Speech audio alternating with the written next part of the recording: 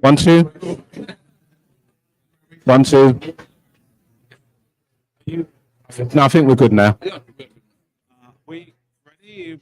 Filming? Ready to start? Are we okay to start? Okay. Okay. We're good? All right. Well, good afternoon. Good afternoon, everybody.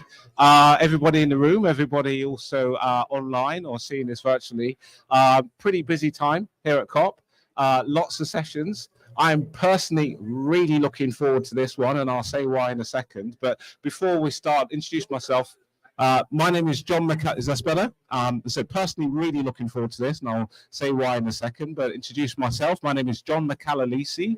I work at KPMG. I'm a partner there and global head of ESG. And in this session now, we're going to deep dive into solutioning digital and green inclusion for SMEs, both globally, but also here in this region in the Lower Gulf. I'm joined by a fantastic panel. In a little while, I'm going to open up to the panel, and I'll ask them to introduce themselves briefly, and then we'll take some opening remarks. I'll also just tee you up. We will have some time for questions. If you have some questions, the tougher the better. All the tough ones will come right here to Subnandu, but we'll get into that in a second. But yeah, when we just, I'll just kick off and frame this discussion and frame the reason why I'm personally really excited about this topic. So considering SMEs, small to medium enterprise businesses, they are about 90% of all businesses around the world, 70% of all the jobs, and about 50% or thereabouts of global economic output. The reason why I'm super excited about this topic and this product is that at KPMG, we work with a lot of clients, a lot of corporate clients, and we hear so much that their emissions, a lot of their emissions, sometimes over 90%, the largest I've seen is 92% of emissions, are actually in the supply chains, and in the supply chains where they do not necessarily have visibility of this. So this product, this AI-powered tool, is really exciting for me because it gives the opportunity not only to put this power into the hands of SMEs so that they can gather that data themselves in a AI-driven and intelligent and smart way, but then to expose that data to financial institutions so that they can have a view of their finance emissions, to help SMEs with their decarbonisation pathways, and also to expose the data to corporate. So the reason why I'm super excited is it demonstrates partnerships, which we're going to talk about. It demonstrates use of technology and that multi-level solutioning, as I said, right through supply chains, through corporates, through financial institutions. So on my panel, and we're going to have to hand the mic down. So if I may ask just maybe initially brief opening remarks. So we've got Subnandu Mohanty, who is from MAS, the Monetary Authority of Singapore. We've got Colin Chen from MUFG Bank, Shelley Blackburn from Microsoft, and also Jasper Wong from United Overseas Bank. So I'm going to start, Subnandu, if I may, with yourself. There's a microphone just here for you, sir. Why don't you just start with introducing yourself? I'll turn this off when I start, saying who you are. I'll come over here and just maybe just setting the scene of what is the strategic vision for Greenprint. And I'm going to turn this off. So over to you, sir. Thank you. We're coming to the COPs for the last 2 days. I'm just getting more confused than ever. With so many acronyms, so many data points, so many presentations, I'm completely lost today. I really don't know what I'm doing. Anyway, I'm the Chief Intake Officer, and what I do is to think about public infrastructure which can facilitate a lot of this industry innovation. One of them is Greenprint. We started Greenprint a couple of years back, started thinking about as regulators around the world were grappling with taxonomy, data definition, we kind of anticipated that ultimately the pain of data collection will come to the lowest in the food chain, which will be the SMEs. And the economics behind putting an infrastructure for them to do that disclosure will not be easy. It will be complicated, it will be expensive, it will go through an iteration of change. So we went through a process of experiment in Singapore, and thankfully to all the partners we have, KPMG, Microsoft, MEFG, many of the banks in Singapore, we kind of landed on a MVP, which gives us a very distinct hope and advantage, where we think that we got a product out there which has got both the policy thinking and the thinking around data collection, the friction of data collection being taken out at the MSME, SME level, and hence the data can be extracted from this endpoint and sent to the FIs, who can then process and do their subsequent regulatory sustainable mandate they have for themselves. Now that process looks very simple, but we went through very brutal discovery down the line that how SMEs just don't like to share or disclose, do anything with that. They are really struggling to figure out how they should survive the next day. And you go and talk to them about ESG and all this thing, what the hell you're talking? So we have taken that as a base construct. We have put an MVP out there. We are very thankful to KPMG, MEFG, and HSBC who came together. Have I missed anybody? Microsoft, of course I told Microsoft, who have come together and put a platform called Greenprint.ai. Given you bought Microsoft, I'm always going to put them on a spot, but I'll hold it to the later part. Thank you. Maybe we should go here. If you do hold it to the later part, because I know exactly what you're going to say. If we do hold it, that would be great. But you know, you touched on the fact that, I mean, it's a great framing of what you're seeking to do, but as you said, maybe not as simple when you start getting into it. So maybe, Colin, if we come over to you, if you could introduce yourselves and maybe just touch on just briefly why you think this is important for financial institutions and also the SMEs for which you serve. Sure. Thank you very much. My name is Colin Chen, and I'm the head of ESG finance for MEFG in APAC. Briefly, we try to help both our clients and our partners raise ESG financing. And this is the crux of what we're looking at over here. If you look at all the points that we're looking at in terms of the ESG journey, everybody is looking towards trying to meet net zero. All right. Everybody has that target, whether it's 2050, 2060, or even 2070 in some countries. They all need to get there. And unless you understand where you're coming from, you will not be able to get there in time. And this is where the data comes in. Data is king in this case. You know, if you don't have data, you don't understand your particular positions, and you don't understand how you're going to get there and at what speed you're going to get there. And now, as you've heard in the various discussions overall, speed is of the essence. You know, we're rapidly approaching 2030, which is one of the first midpoints that we're looking at, and majority of the people still don't quite understand how they're getting there. What we've discovered in our discussions with SMEs and also with even large corporates is that there's a cost to collecting data. And the cost of collecting data is often the thing that is foremost on their minds. As you heard, you know, they're trying to understand how to survive into the next day. And you're telling them about, you know, ESG data, you know, it's important. They said, you know, I want to put food on the table for my kids. How is that going to affect it? So when we discussed Greenprint, we were thinking about a collective system which could be measured, which could be verified, and which could be used very easily across the board. MEFG owns 4 partner banks in Asia, and with these banks, we have great amount of access to the full customer range, and that's what we believe is going to be the ultimate interest for the bank. Fantastic, thank you very much. And what I'd like to, there's a couple of points you raised which I'd like to come back. Well, I'll come back in a second, but before we do, maybe Shelley, if you'd like to introduce yourself and specifically if you could just touch on, you know, just Microsoft's role in the Greenprint project and also how you see Microsoft being able to power and scale this solution. So maybe if you introduce yourself first. Yes. So my name is Shelley Blackburn. I'm a global vice president for our sustainability go-to-market at Microsoft.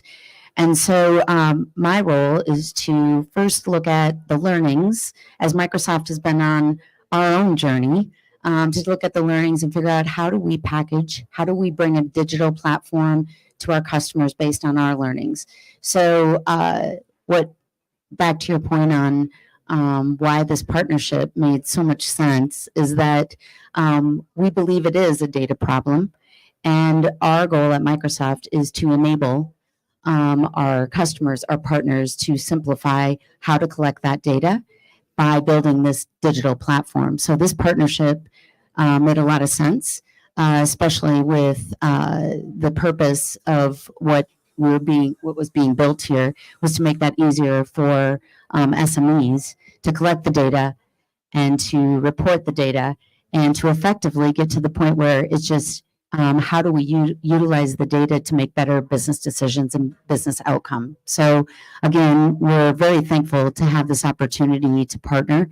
And our goal is to make sure that the platform is something that can be carried on and scaled across the globe.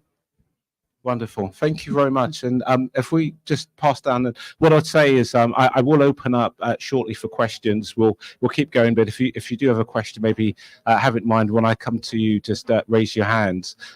So maybe Jasper, over to you. But just before, it would be good to connect also to something I heard from Colin before. And Colin, you talked about SMEs, and I've heard this a lot. You know, they're just struggling and just trying to survive, you know, as it were, and then they've got all these additional requirements around ESG and sustainability data. Jasper, maybe if you could introduce yourself for a second, introduce UOB, but then also touch on just how SMEs are just navigating through some of those challenges as far as you're seeing from an ESG data and reporting perspective. But over to you. Yeah, sure. Thanks, John. So my name is Jasper Wong. So I head up the real estate, hospitality, construction, and infrastructure. So these are all your hard brick and mortar industries. And, you know, across my value chain, every project you will have like 80 to 100 counterparties in there. And you only have one big developer, one big main con, and then you have 15, 20 subcontractors, and then the rest 70 over players are just service providers, SMEs. Yeah.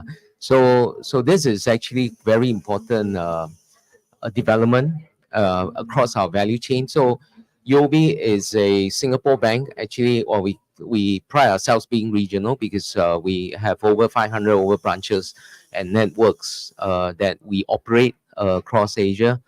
And this is very key for us. I think when we engage with the SMEs, we find that three things I want to mention. So MAS, right? Management of the data, affordability of the data, and standardization of the data, right? So this is very key for them, right? As Colin has already mentioned, you know, they are trying to survive, you know, from you know, every month.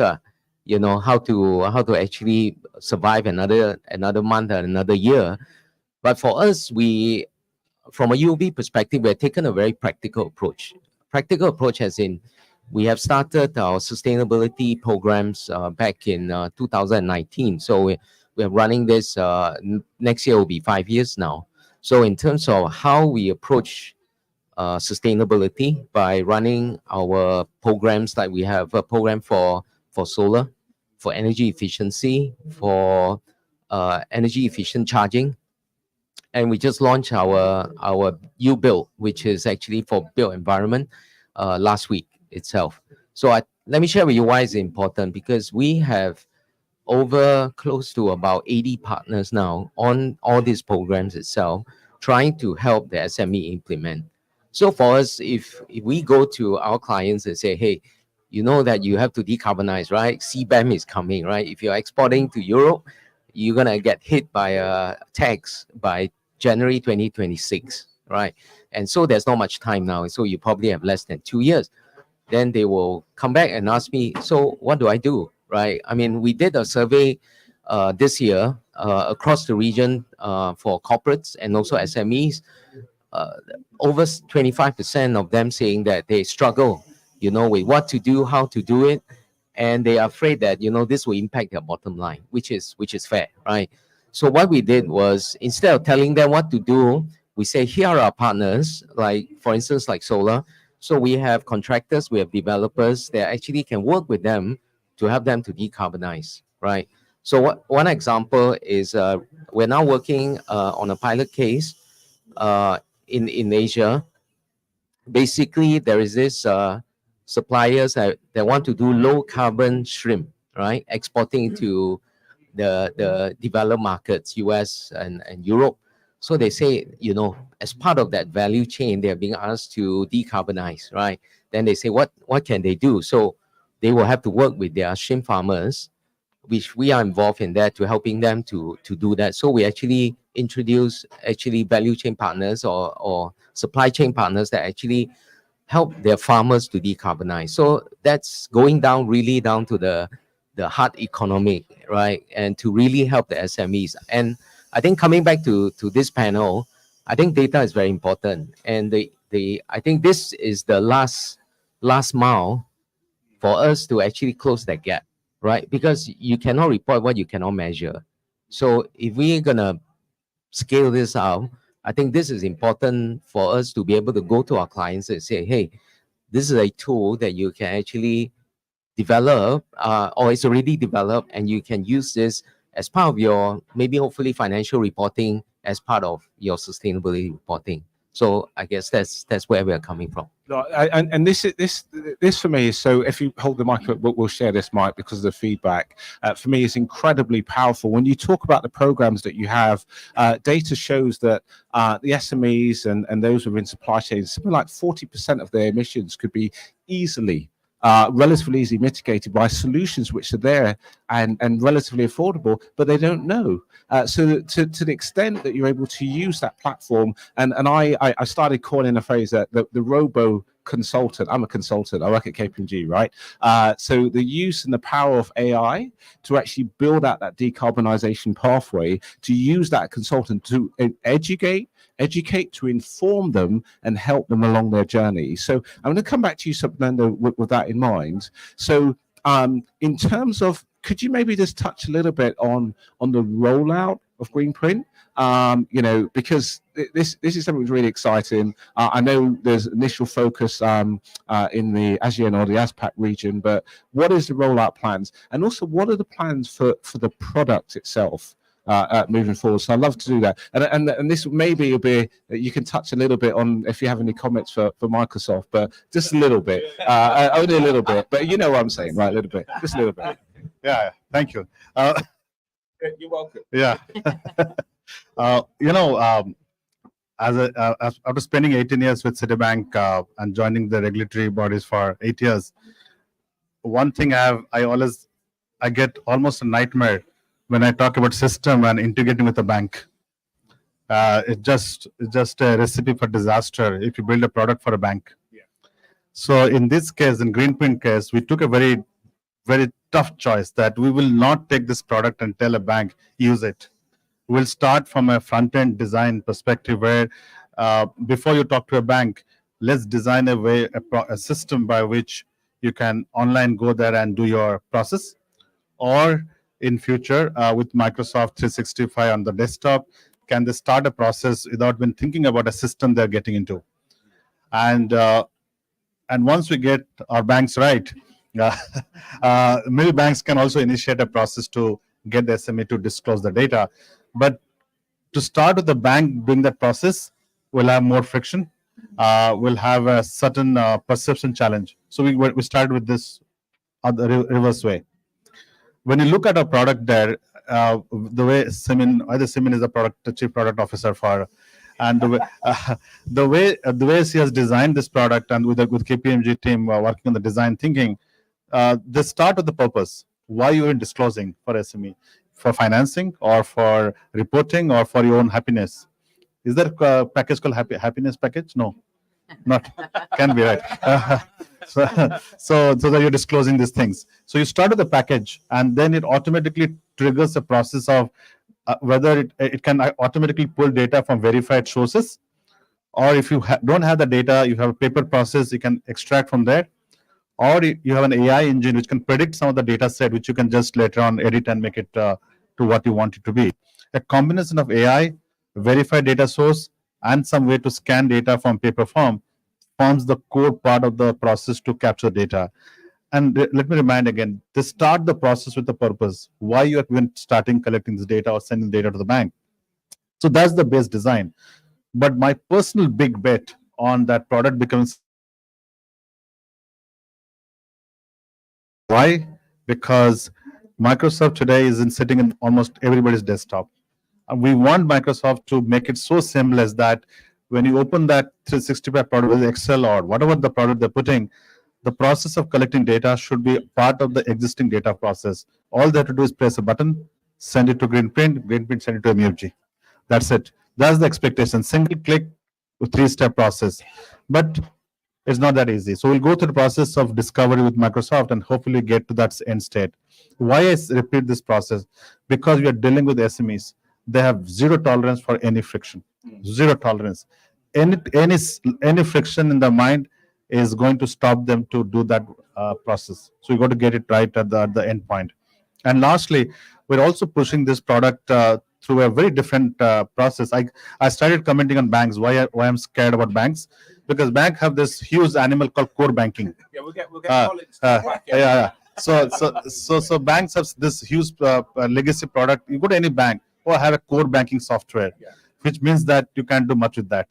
So we are now start talking to core banking product like Temenos, all these people that can I get a core banking module within your base product, which is pre-integrated with Greenprint, so that when banks buy the software, they do not do anything extra as part of the package. So we are also started looking at the core banking, at least the top 10 in the market, which can be part of this upgrade. So we want to ensure that every touch point where data get created, there's a Greenprint print on that. And that hopefully will create a better process for banks to integrate, SMA to disclose, and Microsoft to make more money.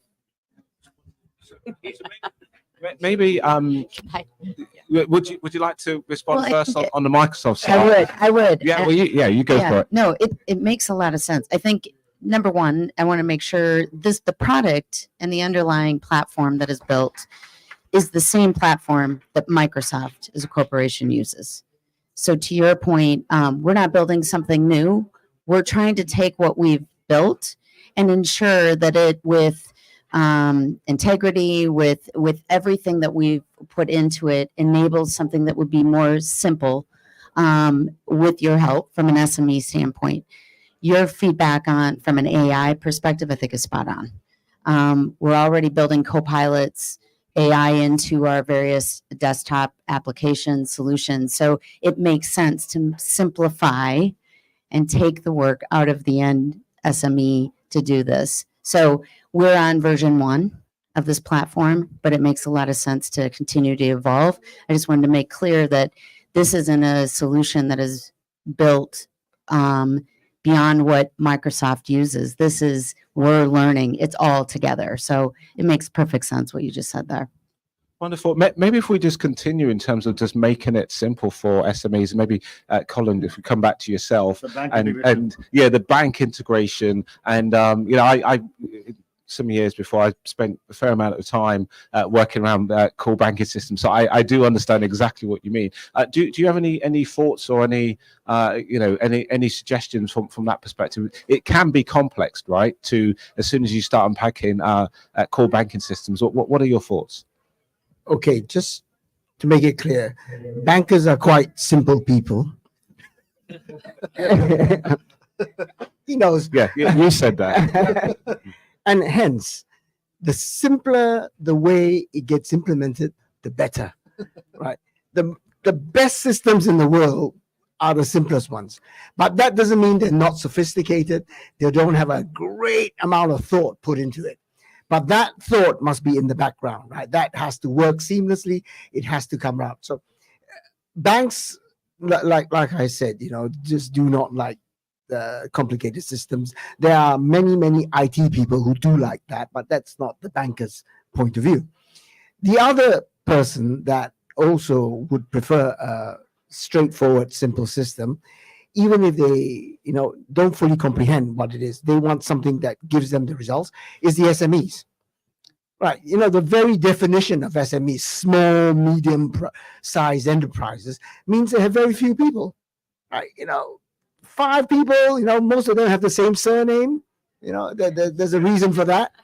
That means that they don't have a lot of time to sort of to go through every single reporting line, making sure it lines up with whatever they're doing, and then eventually turn up at my door and said, I want you to finance my ESG deal or my sustainably linked financing with all these KPIs linked to this and that. They want a system which says, look, I've got this verified reporting system, which is what Greenprint is endeavoring to become. And I can look at it and I can believe it. I look at it. I don't have to go out to other parties. I use that system. That means I can do a lot more and I can do it cheaper. That's the main process. If it's simple, it becomes cheaper for people to implement. Okay, so I'm just going to touch on a couple of things here. So we're on version 1 with Microsoft now, and we'll keep working and learning together, which is good. Windows 3.1. Yeah. Just to say, version 1 of this platform that we've built together. We're not on version 1 of the underlying tool. Just to be clear. Yeah. Yes. Yeah. Oh, wonderful. So banks don't like complicated. They like simple. Jasper. Bankers, sorry. Although the IT people could be complicated. But Jasper, so one of the things that we touched on, and we met up at the Singapore FinTech session, and I know you guys are starting to think about potentially, as you roll this out, a marketplace around this. This is in the future, but I'm going to just go back to you, Jasper. Ideally, and this is where you can hear you speaking to owners of the systems here. You got the bankers here, and you've got Microsoft. What is it? What else do you think that those SMEs would want? What else would they want there? So you got marketplace. What is in there? What else would be additive to the architecture of Greenprint? Yeah, sure. So maybe I would like to approach this on a different angle, because pre-COVID, banks are big animals with a lot of the mainframe systems. They're built to last for 20 or 30 years. But they are built for volume, but they are not built for speed. Let me explain why. So when you do your processing, we do a lot of host-to-host with our clients, right? And those host-to-host systems are effectively, you finish one day of transactions, you batch them up, and then you send them through the pipe, and then we'll process it overnight, right? So that's how banks have been operating. After COVID, think about this, right? Now we have e-payment system, PayLah, PayNow, PromptPay, JomPay, and do it now, right? So everybody Grab Pay, right? In Asia, so everything is instantaneous. And then for banks, we are trying to catch up in terms of our internal system. So therefore, I think it also goes back to what the banks are expecting, because because when we look at financial reporting, usually we will wait for 90 days after quarter end before they send us anything. But now seems like banks want the SPTs and the KPIs to be reported almost instantaneously, real time. Yeah. So that creates a lot of dilemma for us, because for the banks, do we spend that capex or that investment to ensure that we can get instantaneous reporting, right? As MAS also require us to do, right? So that actually also pushes us down, and then we tell our clients at SME, hey, you have to report, they all your sustainability, almost instantly, right? So that kind of becomes a very interesting dynamics between our IT people, our trade people, right, who are actually collecting this data on a transactional basis. So I think if we can integrate that as part of your Microsoft system, that makes a lot of sense, right? And that actually allows the bank to actually be more creative in terms of what we can do with the sustainability financing, right? Then a lot of times when we set our sustainability link loan criteria, right, we always say, you have to reduce your electricity or your diesel usage by, you know, how much per year or continuously over a period. The question is how can they measure it, right? I mean, yes, ideally you should be able to tell me how much diesel that you use to transport your goods and services, right? So these are the things I think, like I said before, I mean, the digital innovation is very important. I mean, there are actually affordable IoT systems that actually now can integrate. So as part of example, we are also part of another uh, effort that Singapore government is doing on the IMDA side. So we are on SG TradeX. So that one is to sort of proliferate sustainably financing through trade transactions. Yeah. So we're leading that from a built environment perspective. So we are now working with other service providers, but at the end of the day is how do we connect with the bank system, and it's going to be an open system. APIs is important and all that, right? So these are the things that I think if Greenprint can solve that will make a lot of sense for a lot of people. I'm going to come back to you. I know you want to come on this, but just open up. Are there any questions, comments, or observations? So I'm just going to come here first. All right, thank you guys. I think just it's actually a question for you, Jess. Sorry, my name is Hashim. I'm the head of ESG for a global law firm. So a lot of my interactions with SMEs are also on the value chain side. Like when I'm, doing your scope 3 emissions calculations, and you're trying to get this data from, as you said, a group of 5 people where everyone is a CEO, a COO, and doing another part of their work. It's really hard to try to get them to understand the value for it in them. And I think one of the things you talked about was that affordability concept of trying to explain to them why them getting the data and why them reporting and why them taking this journey is really kind of for their needs, and for you to be able to get their business. Because there's no way we can almost say like, hey, by doing this, you will get our business. But like, how is this affordability element being built into the solution? And especially when it comes to that payback period, what does that look like for those SMEs? Because as you said, these guys are working, maybe paid, like month to month. And if they miss a month, or if they put an investment into this and they don't see the returns, it's really going to impact their business. Thank you, Hassan. So affordability and payback. Who would like? Sapnandu, would you like to take that?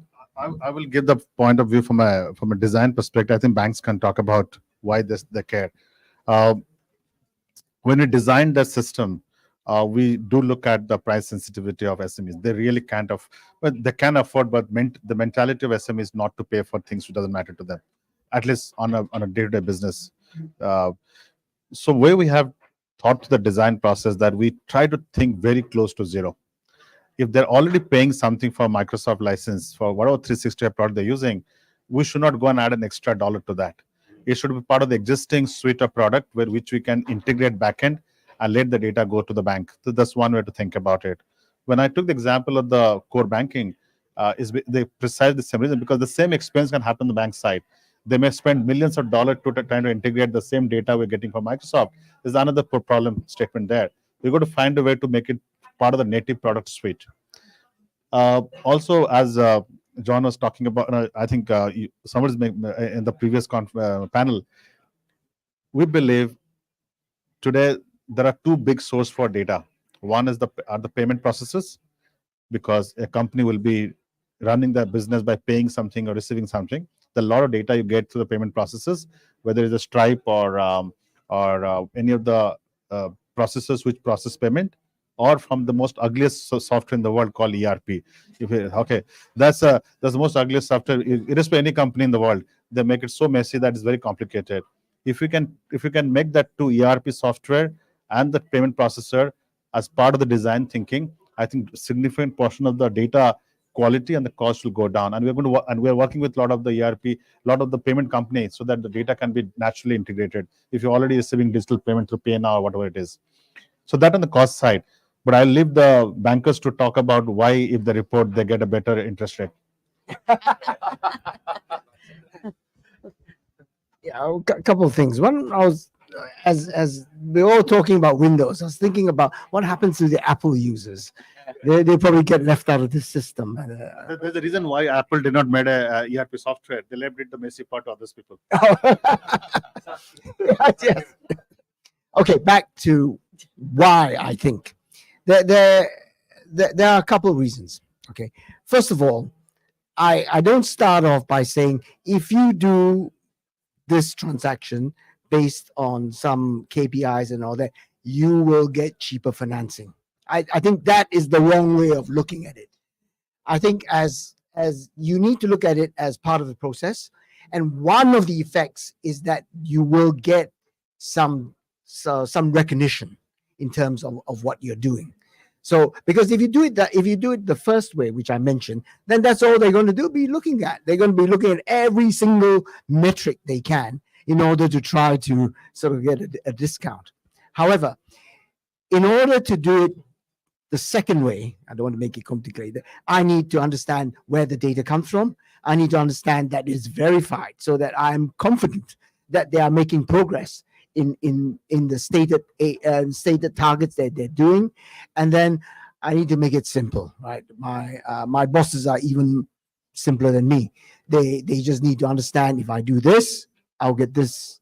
And overall, there's more business to be done with these things. So we need to look at it as at the end point, which is there's a decarbonization of the companies, that what they're doing is right, and that there's an overall effect that is incentivized by some let's say more advantageous financing. I wouldn't say cheaper. Yeah. Cheaper, better. I just want one more thing. I think sometimes we overestimate that ultimately this SMEs has to be part of supply chain. Hence, they have to disclose. My answer is no. Large part of SMEs are in the fifth aggregation of the supply chain. So by the time they hit it, it doesn't matter to them. So you are talking about a supply chain impact of perhaps a super large enterprise at the fifth aggregator level, and they do affect the scope 3 for a corporate, large corporate. Bulk of the SMEs would have no relationship with the reporting through a corporate chain, the scope 3 mission. So I think largely it will be boiled down to a lovely incentive by the banks themselves, so that they actually change their behavior. So you have a heavy lifting to do. So do UOB. I'm just conscious that there's a question at the back, so I'm just going to hand this over. Yeah, maybe if you could say your name and where you're from. Hello, I'm Alan from Onika Technologies in Canada. I'm an SMEs, 50 employees. We're part of the innovators that brings eventually new data sets and quality of data. So we basically are a company that have a wave-powered desalination solution that is decarbonizing the water industry. So we're going to force ourselves, to measure data from the baseline and eventually have third-party validators to use these data eventually to help our customers, to bring reporting on their sides, but also for myself as the Chief Financing and Impact Officer to generate eventually blue impact bonds with impact metrics. So my question to you is, in terms of the quality and the third-party validation and auditing of the data related to AI and all these components. So what's your view on this when companies like ourselves will be forcing and try to work with scientists to measure biodiversity and all kind of eventually data that is not accurate and not available for systems? How are you going to integrate that? And eventually we could be a platform as a company to provide these data to platforms like yours eventually.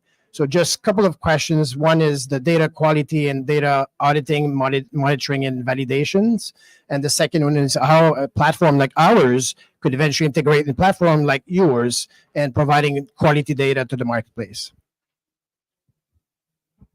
Thank you. Quality, auditability, and platform integration. Who would like to take quality and who would like to take platform? Would you like to do platform? Yeah, platform integration. Do you want to? Oh, sorry. Yeah. We're keeping them apart. Yeah. Yeah. Sorry. Yes. Good point. I think from a platform integration perspective, first and foremost, the benefit of this platform is that it is extensible, and we are basing, and our goal is, and this is one example of we're opening that up to various, ecosystem type of partners. So where you're coming from. I think this is just an added layer of as you bring that data in, number one, the platform is open. So that's number one. But number two, what we are building into the platform, this goes to the next version of the platform, is the ability to do analysis and through AI, the power of not only anomaly detection, but also the power of what if. So you're able to say, look at that data, more easy for me to say, anomaly detection would help with is this data valid? But then also the power of what if this data said something else, what would we do differently? So there's kind of those two things that'll be built into the platform directly. And that would come from Microsoft, but extensibility, open. And then number two, AI and anomaly detection. Whew, that's a tough one. It's warm. Anyone else want to? Yeah, do you want to? Yes, please. No, please, Jasper. Is that okay? Yeah, thanks for raising that question, because in our programs that we run, actually we do have partners that are actually using tech to actually do the measurement on the energy efficiency of buildings. And what they have done was to integrate TUV into as part of the certification bodies in terms of how they measure, what is their methodology, so that to ensure that the data that they produce and send to us as a bank when we finance them has certain validation to that. So I think we are coming to that. I think there are a lot of providers out there, but it's just that there is no standardization. That's one. Second thing is also from a regulatory perspective, there's no sort of standardization that perhaps maybe taxonomy when it comes for we are working on a Singapore taxonomy and also ASEAN taxonomy. So when that comes, once people put their foot down and say that, the data that you produce will require certain validation in the sense, then that will actually create a more vibrant ecosystem, right? I believe that there will be a lot more players that are coming in that can create new jobs, right, for the economy, and also new way of looking at it, similar to what we have already for financial audit, right? I mean, it will come. It's just a matter of time and how to integrate. I just want to mention on the affordability part. I've talked to a lot of tech providers, and they want to talk to our clients, and they say, I say, how much are you going to charge, right? And they say, wow, you're gonna like 20,000-30,000, right, to start.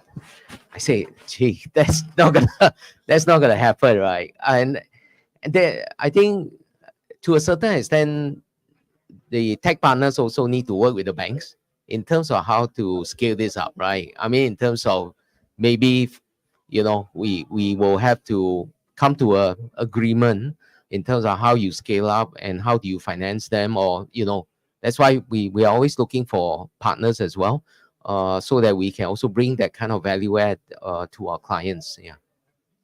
Wonderful. I just want to add to all this I've spoken now. You talk about data validation.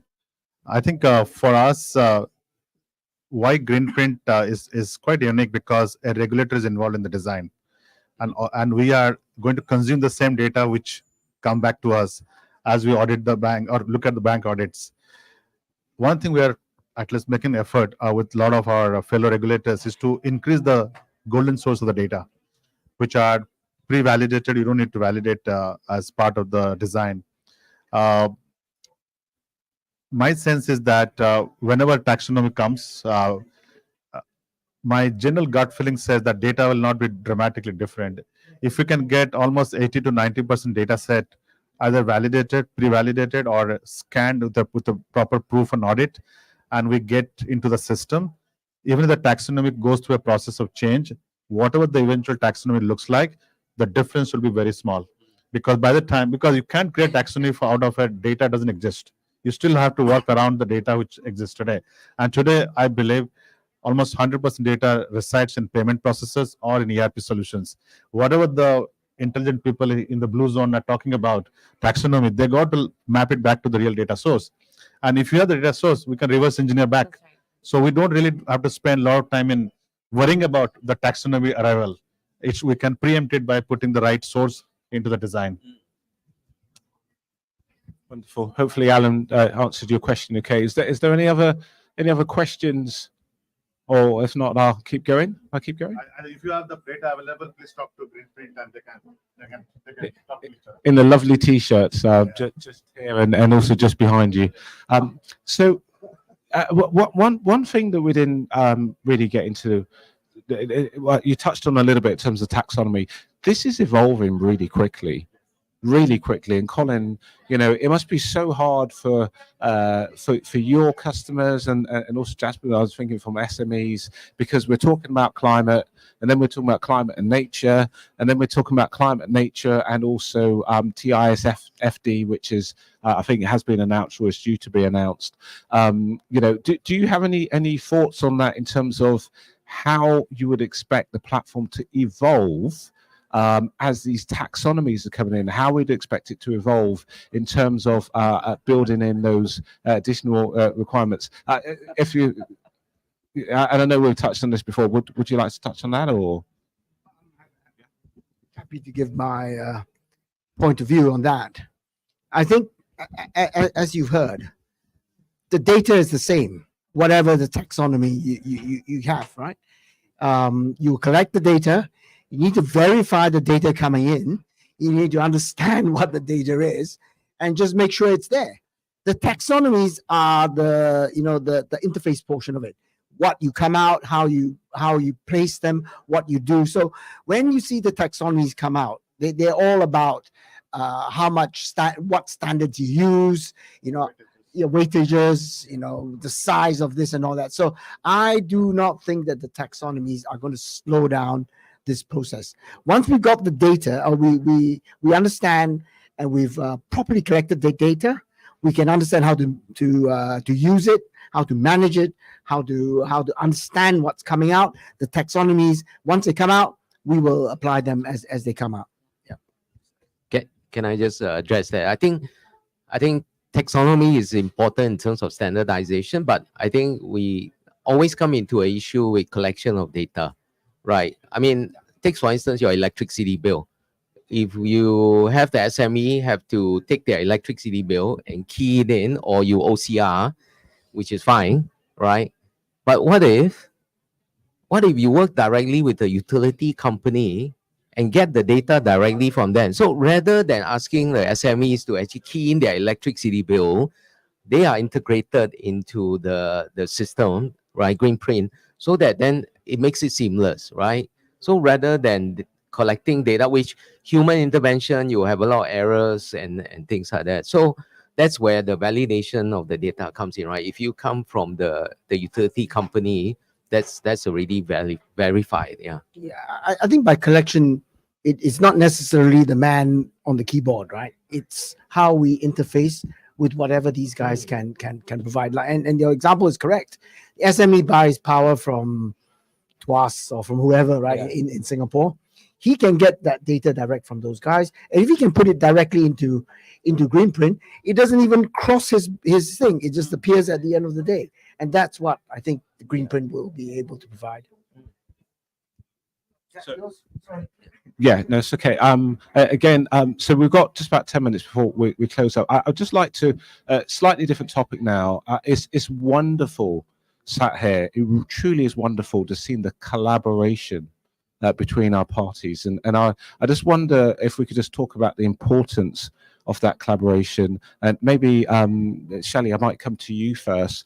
Just the importance of collaboration with MAS and other parties on this, and just how that fits with Microsoft's broader sustainability goals, and then I'll come to you, Sapnandu, because I would also like you maybe to touch on Project Savannah and some of the broader collaboration. But maybe Shelley, if we could come to you yourself first, please. Yeah, I mean, number one, our goal is to make a simplified ESG digital platform. That's our goal at Microsoft, and we can't do that alone.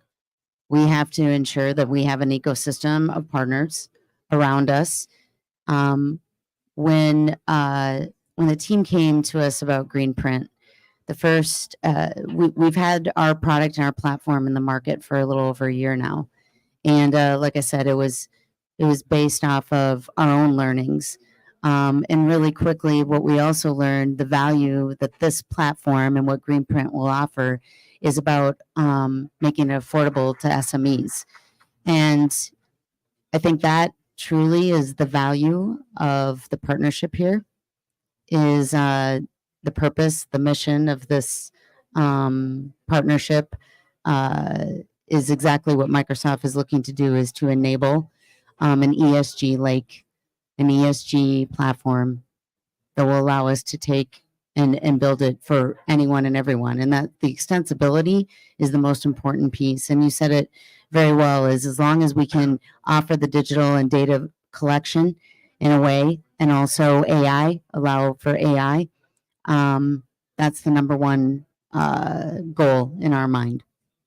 Fantastic, thank you. Subnandu, importance of Yeah. partnerships, and maybe if you could touch a bit on Savannah. Sure. That's okay. Well, Savannah was a creation of frustration because because while we're talking about that SMEs have some tool, when you look at certain SME have no tools, how to deal with them. And Savannah actually came from that thought process. It was an accident that I was talking to the Glyph people who give LEI to entities, the global identifier, and I was asking them that how do you validate your data globally, given you are so distributed, and SME from a very emerging market, when they go and update the data in the Glyph website, which is a public.org, is a public website, what process they take. And here the Glyph CEO was explaining to me that once you put the data there for getting a LEI number, they have a local auditor who can actually validate the data. So I thought maybe I should be a little more greedy here. I requested them, can I put an extra page in that lei.org website, just get a simple disclosure for the SMEs, and then I can plug in the Greenprint engine behind it and do some data cleanup or data processing, and use the same infrastructure for the auditor to validate the data and make it open to everybody. And today, lei.org is a free platform. If some SME can go and disclose there, why not? And that project had nothing to do Greenprint in the way I'm describing today. It was just a separate project. Yeah. But somehow we figured out that if we get it right, and that is in partnership with UN, that we can bring it together and we can expand a front end for SMEs who have practically no digital tool, just a simple access to a website. That's Project Savannah. And our target market is, our targets areas we're going are very low income, emerging, mid income emerging markets.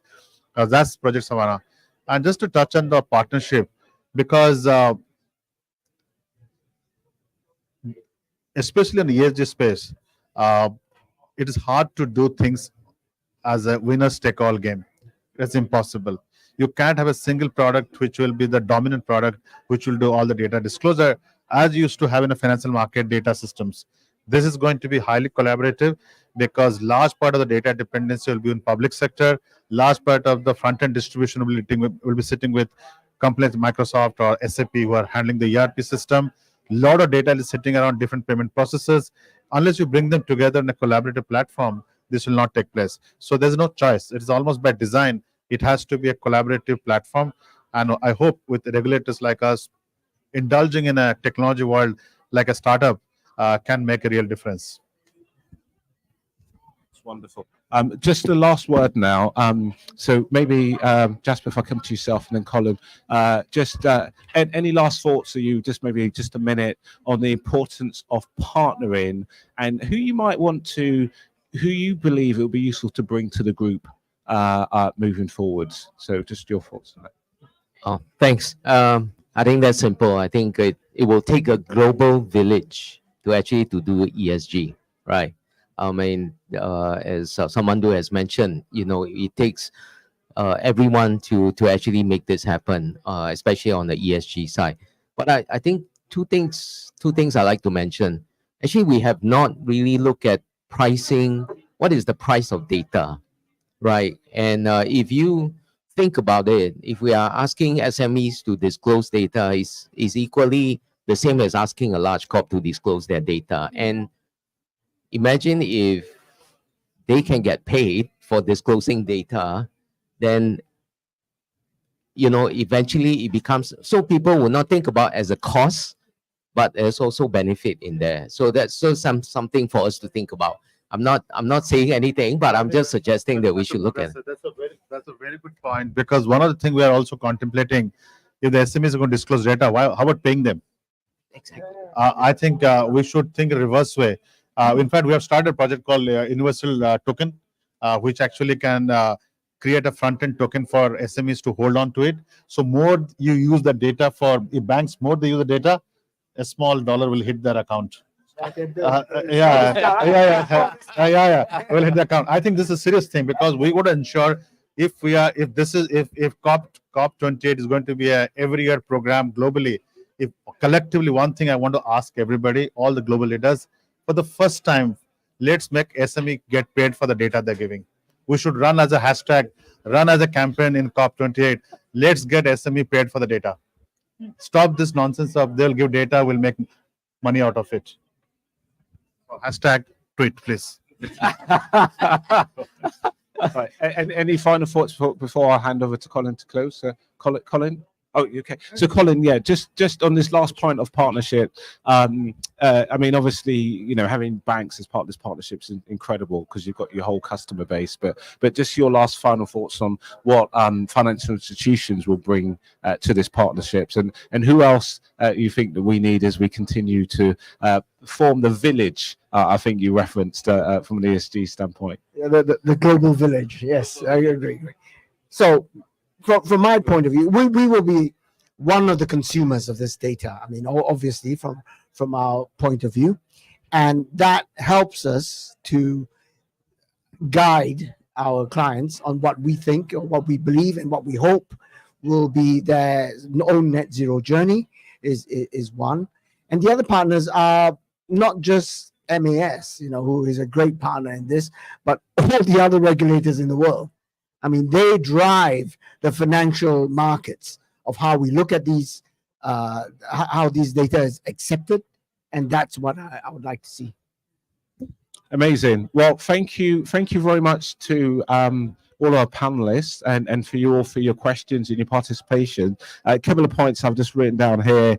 This is really about making this simple for SMEs. SMEs who are struggling to survive. It's about using the power of AI and anomaly detection.